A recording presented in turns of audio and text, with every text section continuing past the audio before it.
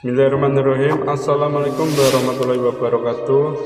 Pemirsa yang dirahmati Allah, marilah kita simak ceramah dari Buya Syakur Yasin dengan tema ketetapan Allah adalah yang terbaik. Sebelumnya marilah kita bersolawat terlebih dahulu. Allahumma sholli ala Sayyidina Muhammad wa ala ali Sayyidina Muhammad. Marilah kita doakan semoga almarhum Buya Syakur Yasin diberikan tempat terbaik di sisi Allah Subhanahu wa Ta'ala. Amin ya Rabbal Alamin. Ya, jadi artinya bahwa kita belajar tasawuf itu artinya bahwa cobalah kita belajar hari ini, kita nikmati saja apa yang ada. Di pagi hari kita minum kopi di depan rumah sambil menghadap taman bunga. Cobalah mata kita memandang bunga-bunga yang indah itu. Mungkin bunga melati menabur semerbak wanginya, kita hirup yang dalam. Alhamdulillah. Ya, kopi cangkir, hiruplah aroma kopi. Kopi mana yang paling enak tuh? Lampung dah. Arabica. Iya, iya. Hiruplah wanginya kopi itu. Ya, silakan dinikmati. Ya, istri tercinta di samping kita nikmati. Alhamdulillah, aku punya istri yang setia. Sudah, itu saja. Jangan kita duduk di depan rumah secangkir kopi di depan bunga, tapi pikiran kita kembali ke sana memikiri penderitaan masa lalu. Kalau begitu kapan Anda bahagia? Kapan Anda bahagia? Ngaldina mewek bae sidaknya. Nangis ngapain? Itu stres namanya. Itu depresi. Segera hubungi psikiater. Ya, tapi mahal psikiater. Jutaan Pak konsultasi per jamnya itu. Nah, kalau saya masih mah gratis dah, nggak bayar lagi. Malah saya kasih makan di rumah. Ya, saya ingin berbagi kebahagiaan. Sudah, kalau tidak ke belakang itu melancong ke masa depan sampai dalam kondisi menakutkan. Yang paling lucu adalah semua orang hampir selalu bertanya, nanti besok pagi, nanti besok saya makannya dari mana? Nanti anak sekolah saya biayanya dari mana? Nanti kalau saya sakit berobatnya bagaimana? Ngapain lu mikirin masa depan yang kamu tidak tahu? Saya mau nanya pada bapak-bapak dan ibu-ibu, ada yang tahu nggak apa yang terjadi besok? Besok masih hidup nggak kira-kira? Nanti kita matinya di mana tahu nggak? Wa ma tadri nafsum madza taksibu ghadan wa ma tadri nafsum bi ayyi ardin tamut. Kita tidak tahu. Nah, kalau kita memikirkan sesuatu yang kita tidak tahu, menurut ibu-ibu benar nggak? Memikirkan sesuatu yang kita tidak tahu, berarti kita melakukan sesuatu kedunguan di sini. Kedunguan berpikir, memikirkan sesuatu yang tidak tahu. Yang kita tahu adalah hari ini. Jadi artinya ini apa? Ini merencanakan hari esok. Iya, kita tidak bisa tidak selalu setiap orang kan merasakan besok bagaimana. Tapi jangan menimbulkan ketakutan. Ya, yang penting yang kita ketahui hari ini, sebab hari esok bagaimana bisa kita baca melalui apa yang terjadi hari ini. Dan hari ini terjadi adalah karena praduga kita, karena estimasi kita kemarin. Jadi yang lebih baik adalah hari ini pekerjaan kita selesaikan semuanya dengan sempurna. Lalu setelah itu akan muncul kepercayaan diri, self confidence di dalam diri kita sendiri, dengan gagah perkasa menantang hari esok. Wahai hari esok, silakan berbuat sesuka kamu. Hari ini adalah hariku, telah kujalani dengan sempurna. Hebat nggak tuh? Hebat.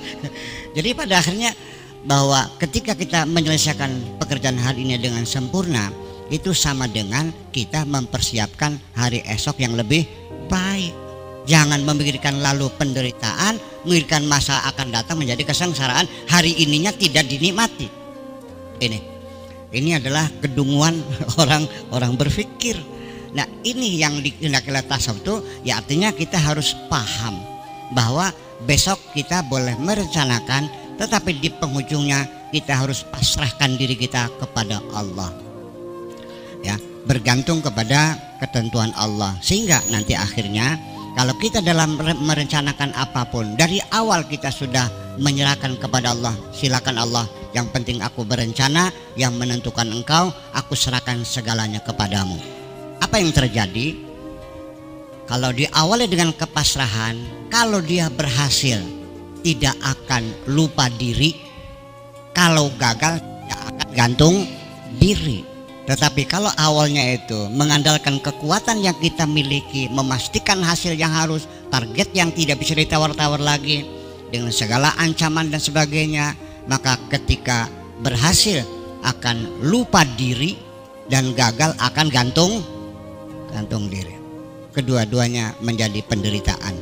Makanya sudah yang penting arih nafsaka anit tadbir, sudah yang penting duduk yang manis saja. Nggak usah repot-repot, semuanya sudah ada yang menanganinya.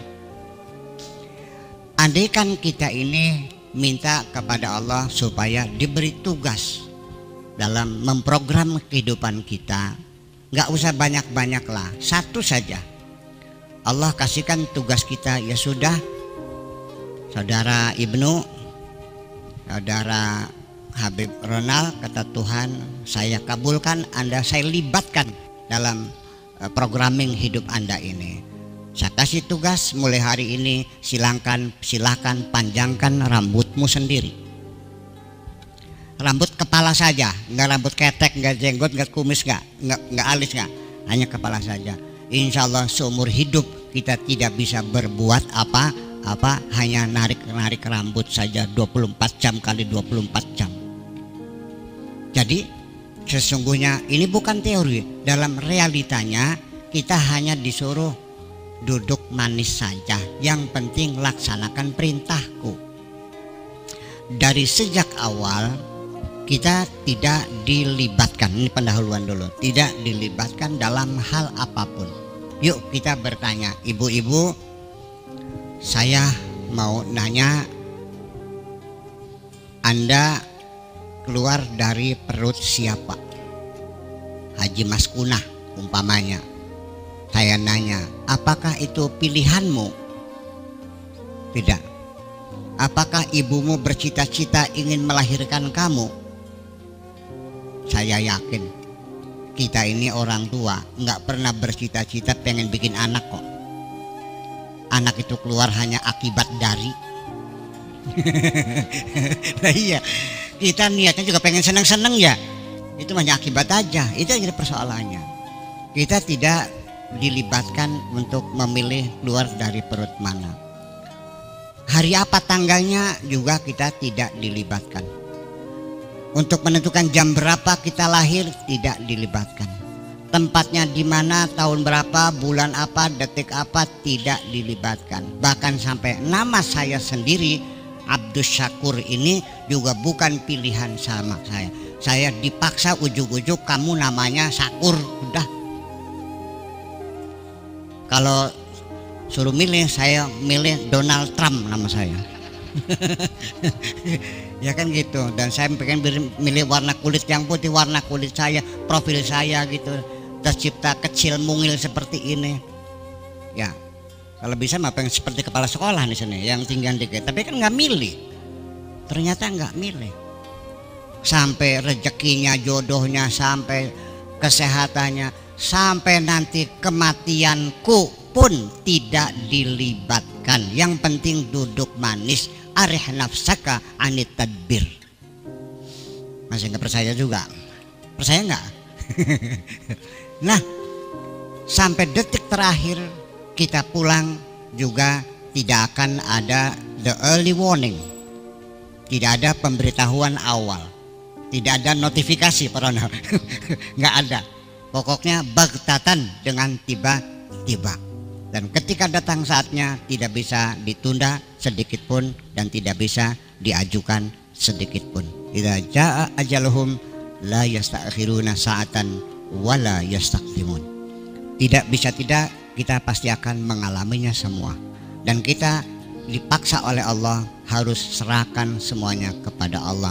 Mati di mana saja, kapan saja, dan dengan cara apapun. Yang penting engkau nikmati saja, ya.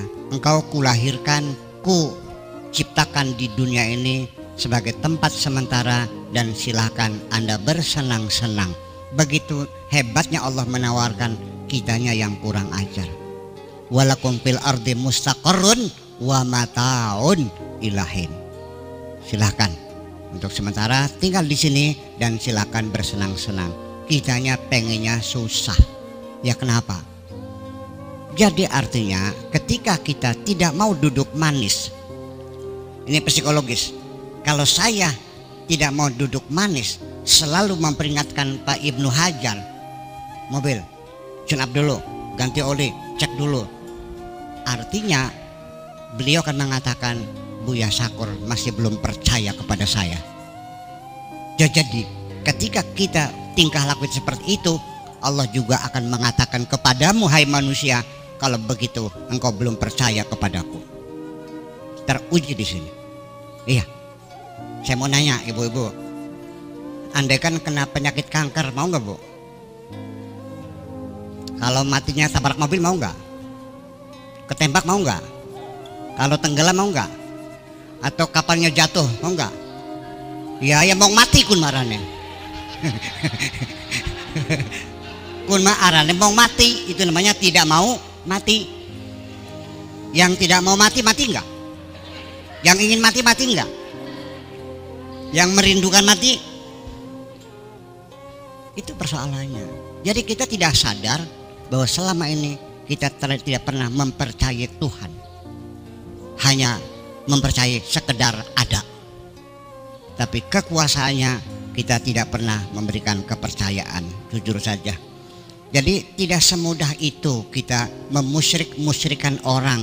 Jangan-jangan kita musyrik sendiri, ya, tanpa kita sadari. Iya kan, seperti itu.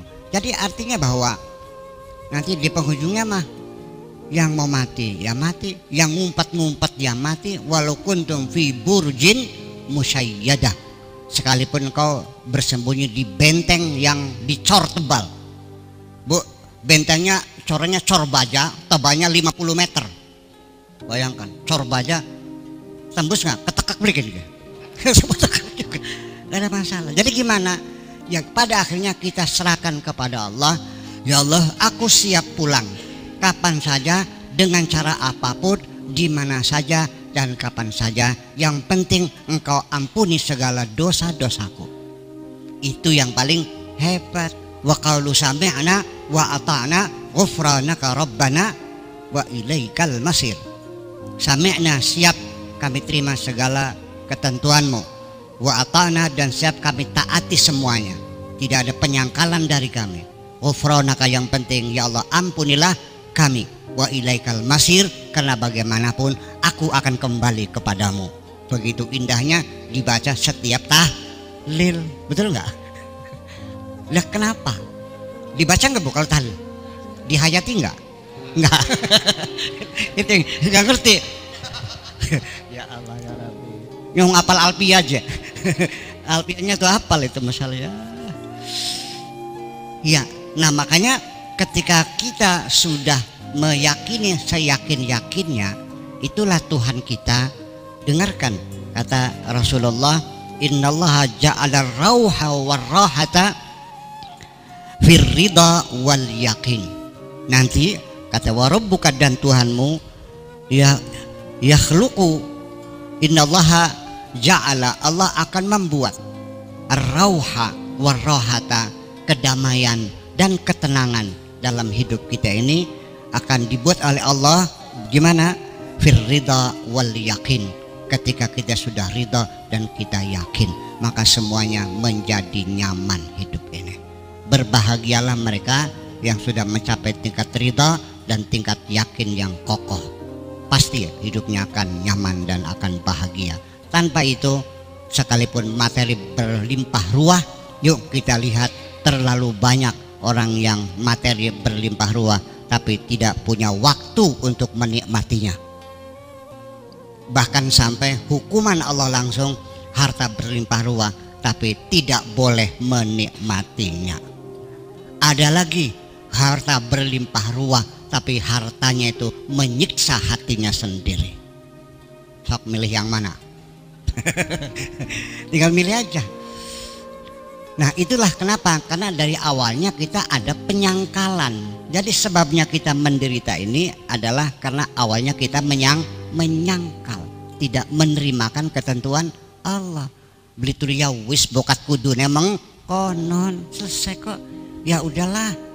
Ini motivator juga bagus. Ketika engkau gagal, jangan sekali-kali mengatakan gagal. Katakanlah keberhasilan yang belum, ya keberhasilan yang tertunda. Itu juga lumayan. Ya kan, tidak putus asa lumayan. Tapi kalau saya mungkin lebih dari itu dong. Ya kan, jangan pernah mengatakan gagal, tapi Allah memilihkan waktu yang lebih tepat untuk diri kamu.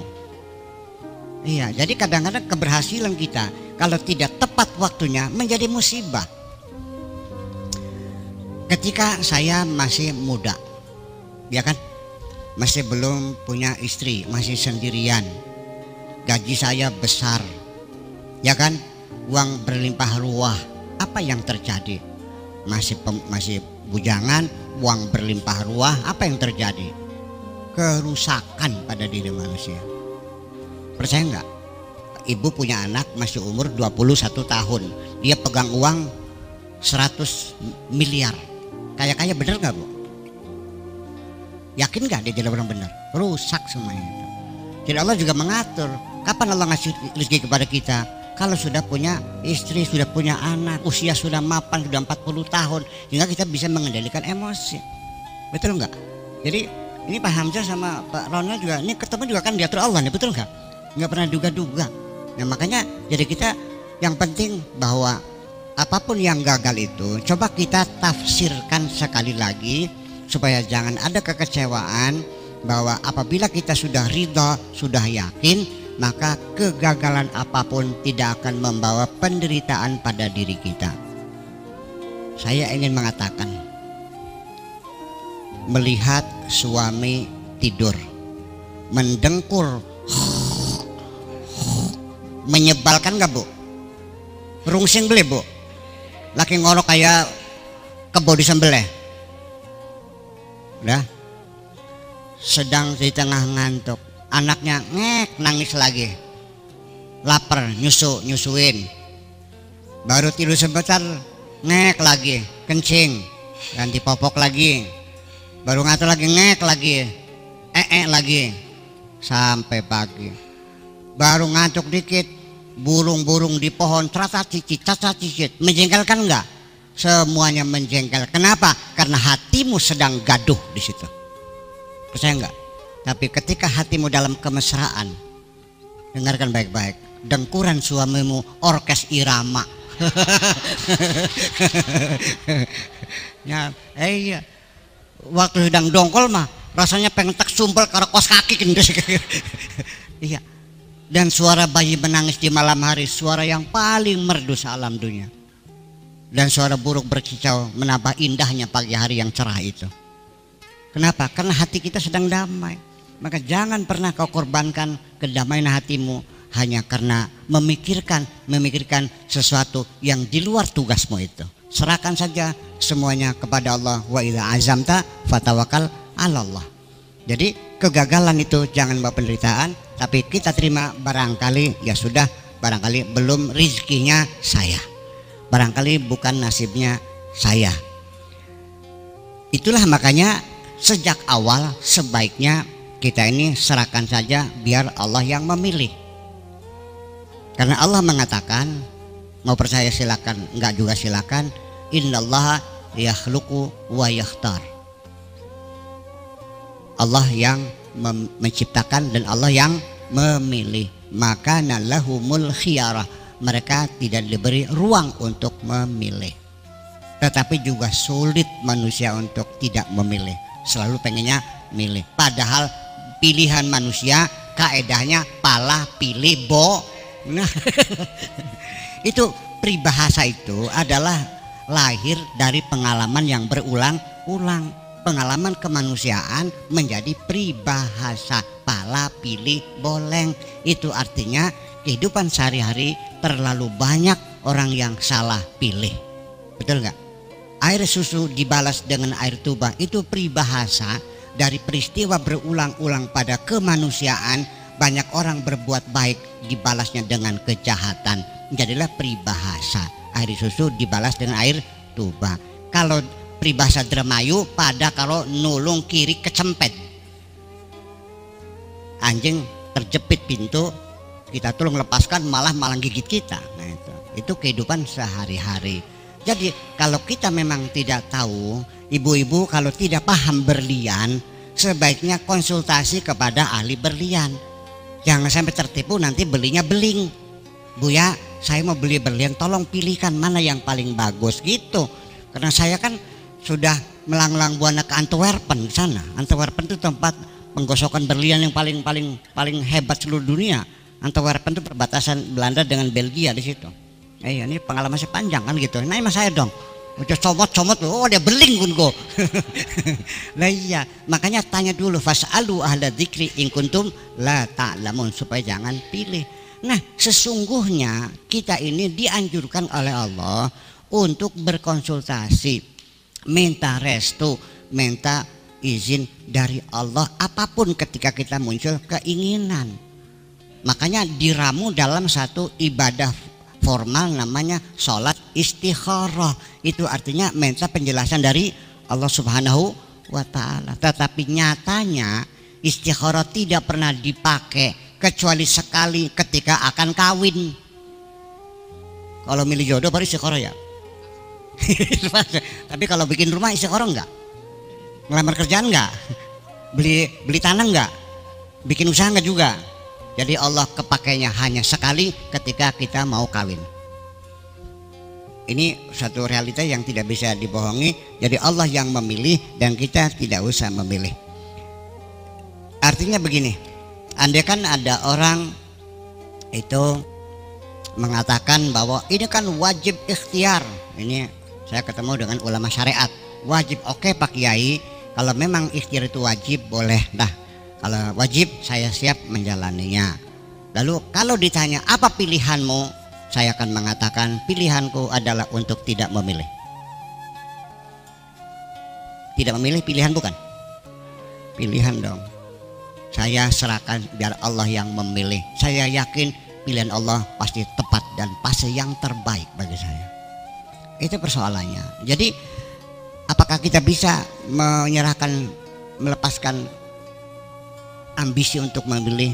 Selagi kita masih yakin kita punya kemampuan, kita tetap sadar tidak sadar akan melakukan upaya untuk memilih.